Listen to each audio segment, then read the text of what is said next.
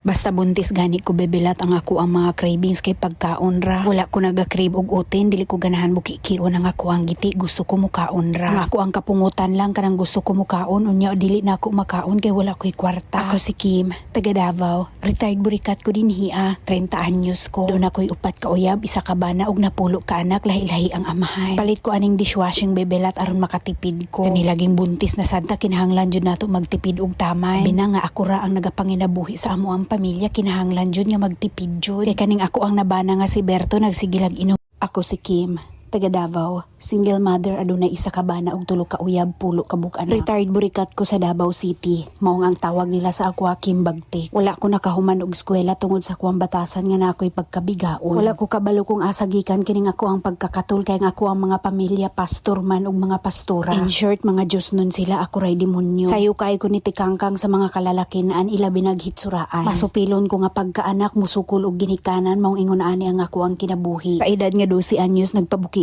na ko sa kuang giti maong walay lalaki nga magseryoso sa kuha. Sa edad nga 13 anyos nabuntisan ko, gibili na ko sa kuang ginikanan og nilayas ko. Nagpalayo ko sa ilahan na nimpalad ko. Sa edad nga 14 anyos murakog si Magdalena, gising sa umaga tulog sa gabi. Nakatunan na ko ang pagpamuring kay maura may nabalaan na ko nga lami nga trabaho. Tungod kay tapulan ko imbis nga magpaupa ko og libre nagpabayad na lang ko. Hayahayang ako ang kinabuhi kay paghigda na ko lami, pagbangon na ko lami gihapon kay mudawat namang kog kwarta bayad sa upa. Pila ra may tuyok sa kalibutan sa edad nga 30 nagbag-o ko, ni retired ko sa kuwang pagkaburikat ug nailhan nako si Berto. Makaingon jud ko nga bisag unsa pa ang imuhang kaagi na jud da ihatag sa Ginoo sa imuha nga lalaki. Nga anda makig-ipon sa imuha bisag unsa pa imong kaagi. Tungod lagi kay retired burikat ko ang ako ang bana walay salig sa kuha. Dili pa gyud mo trabaho gasaligra sa kuha. Kulatado ko nining ako ang bana kay bisag mamaligya ay og taho ihamang selosan.